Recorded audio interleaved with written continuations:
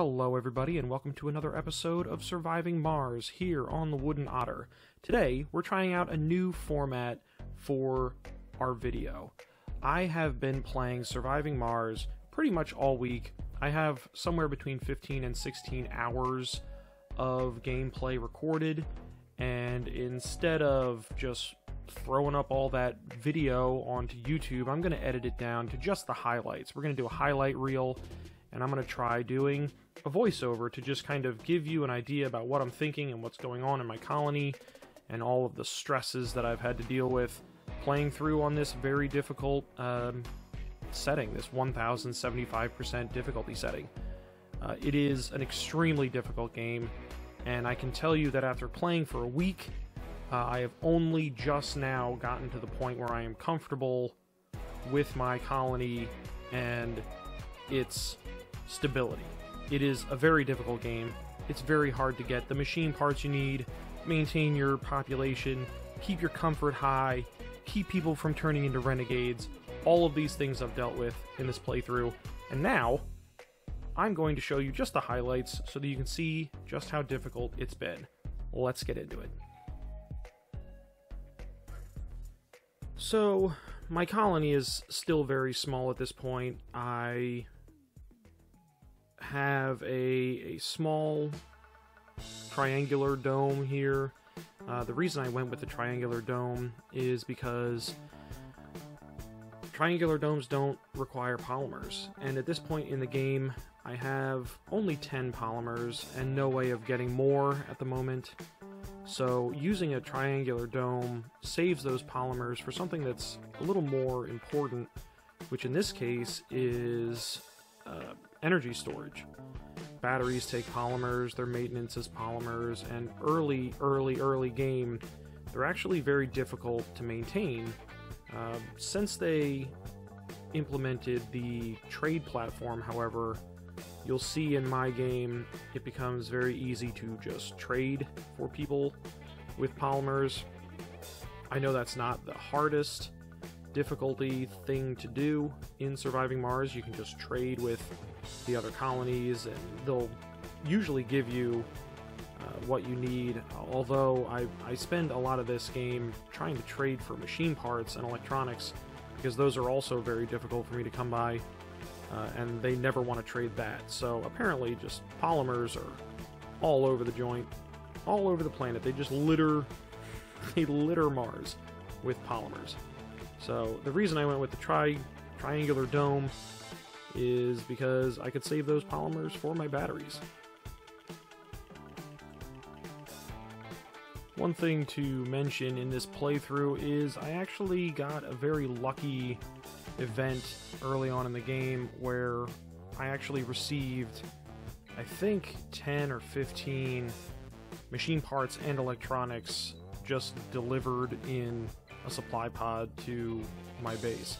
I think it was researching a breakthrough where we had telescope data, I believe it was, to research, and it gave us a lot of high value materials very early in the game. It was a lucky break for us, that's for sure. So one thing to realize is that in terms of food supply, the hydroponic farm I don't find to be fast enough to supply your base with any consistent level of food, and people will eventually start to starve, obviously. So because Fungal Farm is unlocked basically right away in this tech tree, I built a Fungal Farm, and what I had been doing was cycling the 6 most sane colonists out to work on the Fungal Farm every day in order to mitigate the insanity that comes about when colonists work outside all the time.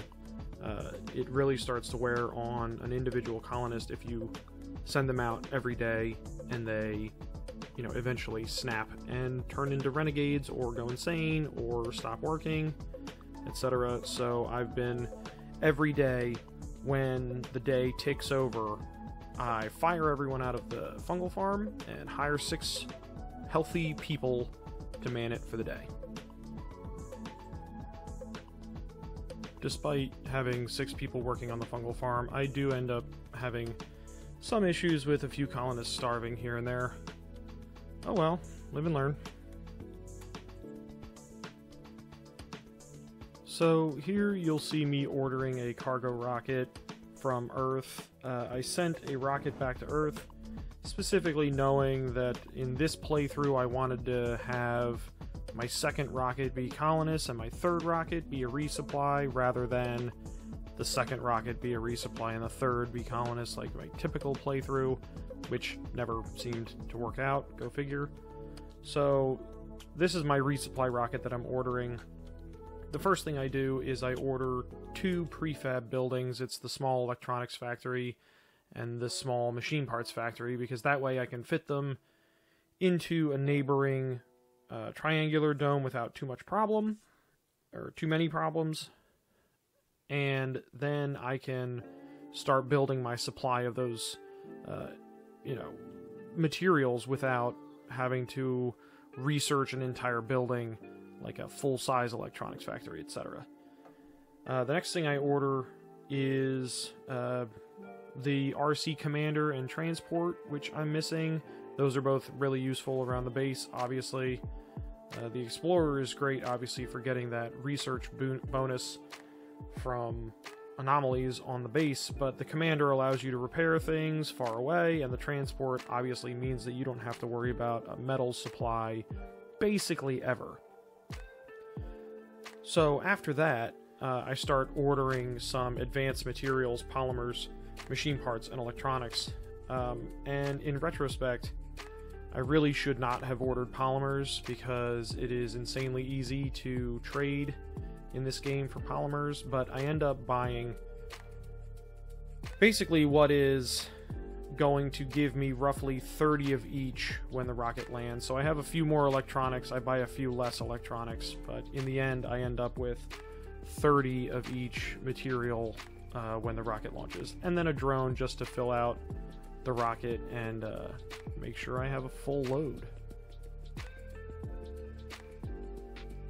So typically while I'm just waiting for days to pass or rockets to arrive or any other number of things, I like to set up landscaping projects that my eventual drone commander will be able to contribute to.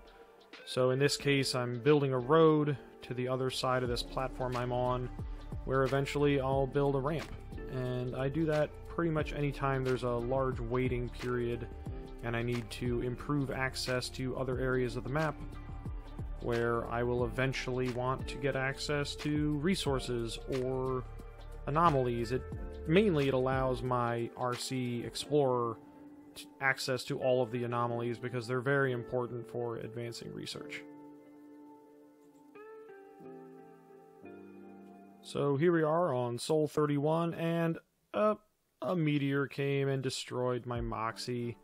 Not a huge deal, but it is a pain in the butt, and I eventually start installing valves and power switches in order to mitigate the damages from leaks and power losses. So, lesson learned.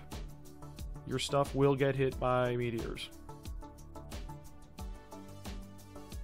So here on Sol 32, I'm landing my supply rocket that I ordered from Earth, and I'm just doing a quick check to see if there are any twisters in between the RC Commander that's about to land and the RC Explorer, which was damaged earlier in the gameplay.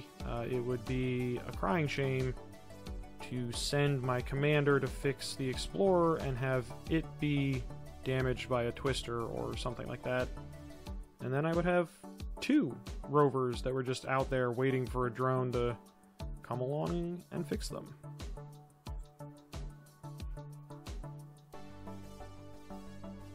Of course, a Dust Devil spawns directly on top of my commander, just like I feared it would, and now I have 2 rovers out in the wild, damaged, and I need to repair them with good old drones.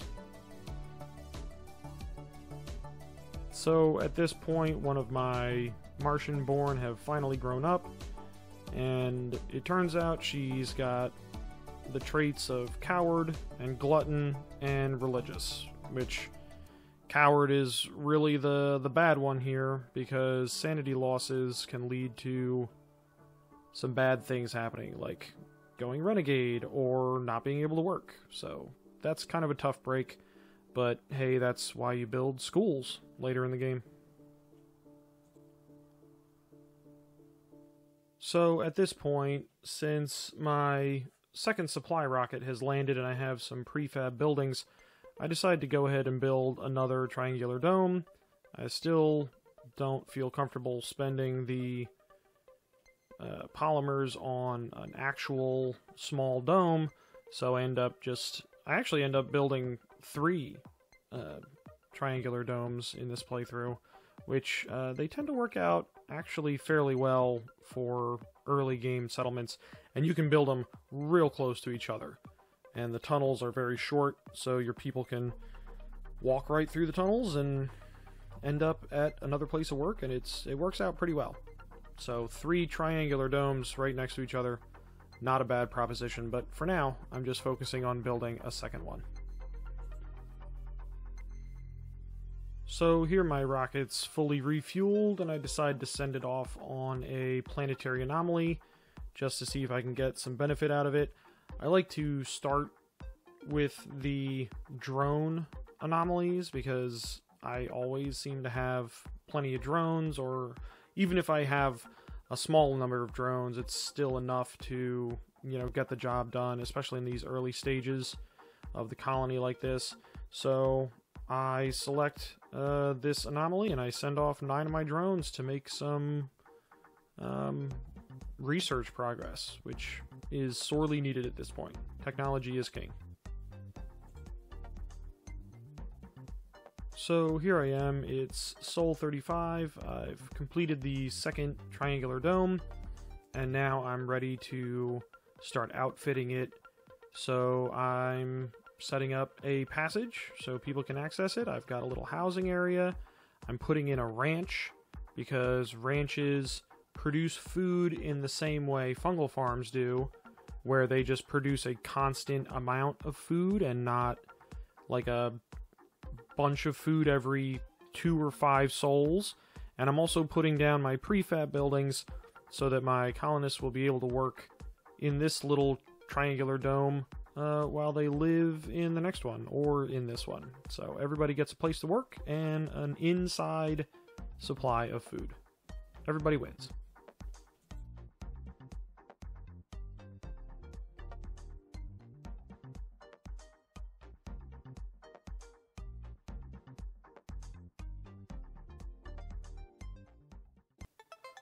Alright guys, that'll have to be it for now. We've made a lot of progress in surviving Mars today.